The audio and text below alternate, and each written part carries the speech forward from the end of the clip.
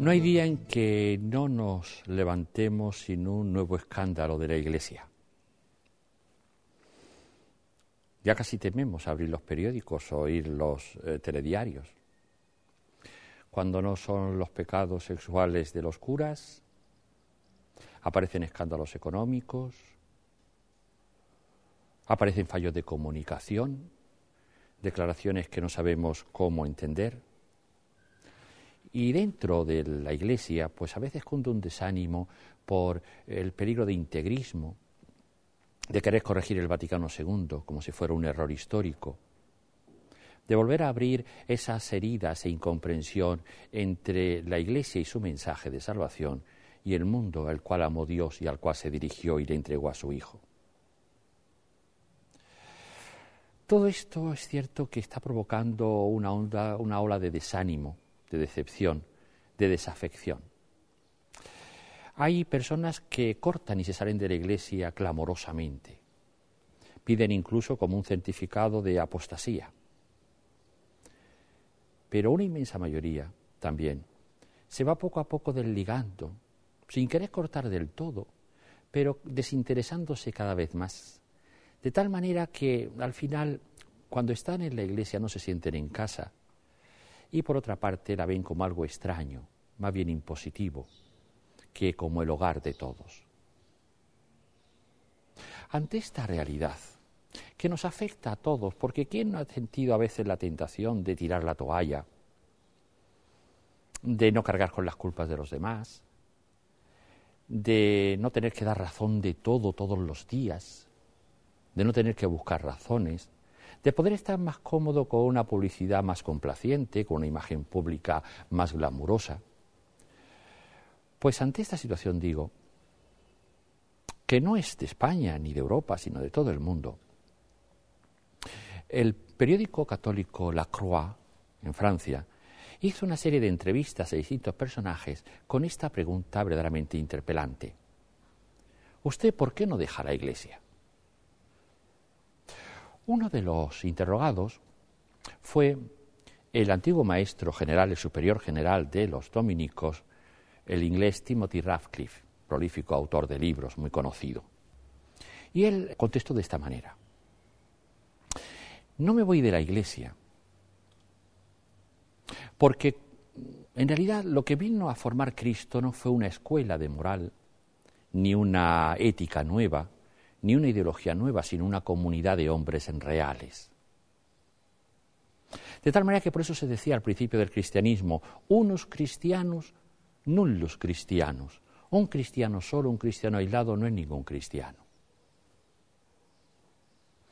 Es cierto que todos tenemos ese instinto de pertenecer a un club selecto, donde el simple hecho de formar parte de él fuese como un título de honor, un prestigio.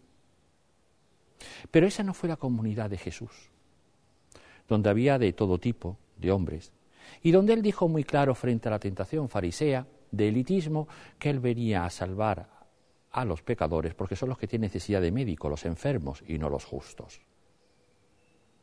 Que cada uno de los cristianos, sigue diciendo Ratcliffe, tenía que decir aquellas palabras de Groucho Marx cuando ingresó en un club. Yo no debía de ingresar en un club como este donde admiten a gente como yo. Porque es fácil proyectar mis deseos de fama en mi institución, sea la Iglesia, sea mi club, sea mi partido político, sea mi nación, pero en realidad eso se llama enmascarar la realidad y vivir de la imagen.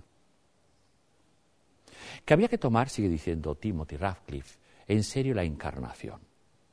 La encarnación significa que Dios se hace hombre de esta historia con estos hombres, cada uno con sus luces y con sus sombras, con unas luces muchas veces no aparentes, pero con unas sombras a veces muy clamorosas, impresionantes, temibles. Y en el fondo se trata de participar de aquella vulnerabilidad de Jesús en la última cena. Todo parece que está contra él, y de hecho lo es. La traición, la maldad, la incomprensión, la próxima tortura, el rechazo, la muerte. Y sin embargo él, en medio de ese mundo concreto, con esos hombres concretos, con esos pecadores concretos, con esos traidores concretos, Él va a servir, a entregarse, a amar y a morir. Y también a resucitar por ellos. Porque es cierto que a nosotros nos gustaría vivir en un mundo de película del oeste, ¿no? Los buenos por un sitio y los malos por otro. Pero ¿dónde se divide? ¿Por dónde pasa la corriente, la línea divisoria entre el mal y el bien, si no es por dentro incluso de nuestro propio corazón? Evidentemente esto no supone una resignación pasiva. La Iglesia, se decía siempre, tiene que estar en estado permanente de reforma. Ecclesia semper reformanda. Nunca es perfecta. Hay que reformar una y otra vez lo que no es evangélico. Pero no a base de exclusiones, ni de silencios, ni de desprecios, sino de integración, búsqueda y diálogo. Es necesario esa búsqueda y el diálogo. A veces los pastores de la Iglesia hablan de que falta comunión interna en la Iglesia, pero lo mismo dicen los laicos y decimos los religiosos, que falta diálogo interno, ponernos de acuerdo, mirarnos, caminar juntos, no ignorarnos dentro de la Iglesia. Pero quizás lo más importante es ponernos juntos a escuchar a los gritos de la gente, porque estamos llamados a servirlos, no a mirarnos el ombligo. O quizás, más exactamente, a escuchar y a responder a los gritos de Jesús, que habla los gritos de la gente, que expresa los gritos de la gente. El poeta sevillano Ortiz de Lanzagorta nos dice en esta poesía cómo son esos gritos.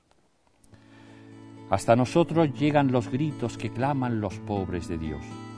También, Señor, tu palabra se tradujo en grito que lo llenaba todo. Dios palabra para los que quieren hablarle. Dios acción para los que no temen caminar hacia Él.